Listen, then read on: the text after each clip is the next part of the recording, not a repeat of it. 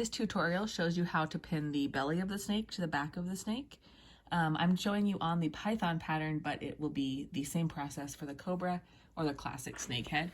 As you can see, the head, neck, and body are all attached. This is the belly section, and the head, neck, and back are attached now for the back section. I've also sewn and trimmed the side face onto the top of the nose for the python. If you're doing the classic head, the side face will actually be attached to the belly, but that's the only major difference.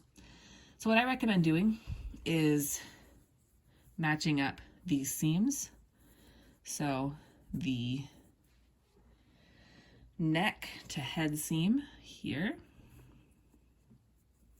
and then I go down and do the next bottom of the neck to the bottom of the neck. Sometimes it works better to spread out the pieces, the seam allowance. Sometimes I push them opposite directions. It's really up to you. Just make sure that's all straight in between. And then I go to the other side and do the other neck to neck pinning.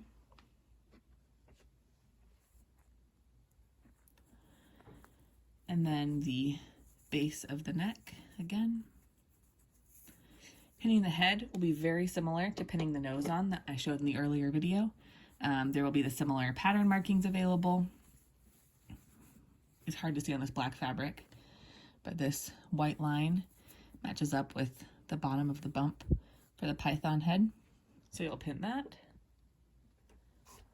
in place. You'll go up to the next mark and line those markings up. And again, I recommend hand stitching just this head section together before you machine stitch it, just to base the major pieces together, keep everything lined up. And I'm just attaching at these alignment markings. So if you would like to hand baste it, I recommend just going around here to here, just from the neck to the neck sections. It's not a requirement, but it will keep things lined up for you. So you just keep, attaching these sections. And then after the head is all pinned, and I recommend again hand basting, you'll work down the length of the body.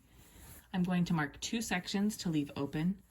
This will help you with control on stuffing the head and adding eyes and other details.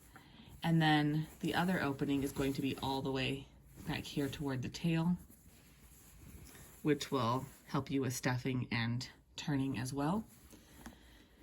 And these bodies follow the same curve, so the curves should match as you go. I will add alignment markings. I haven't done that at this point yet on my pattern. To mark the openings, I like to do vertical pins, so I know where to start and stop there. And then the other opening edge is here. Just continue. These little bumps and turns will help you know that things are still lined up. And again, you can look for those alignment markers just to make sure everything is in place. You'll just follow the curve of the body all the way around like this, continuing to pin. When you get to the tail, it may not line up perfectly, and that is okay. This is due in large part to the fact that you're doing a lot of bias cutting and sewing, which means that the fabric pieces are curved. So some will stretch more than others. If that's the case, I recommend when you get to this tail piece, again, you're pinning. If it doesn't line up perfectly, that you just take the smaller piece and stitch around there with the 1/4 inch seam allowance, and it will work out really well when you get to trimming the fabric seam allowance, clipping curves, and again, you're pinning all the way around the body. This inside curve, I don't leave any openings up to the neck, and then you'll stitch around all the way around the body, all the way around the head. Leave the 2 openings for turning and stuffing, and I will do a short video to show you how to stuff the head and do eye placement for the python and the classic snake head in a little bit.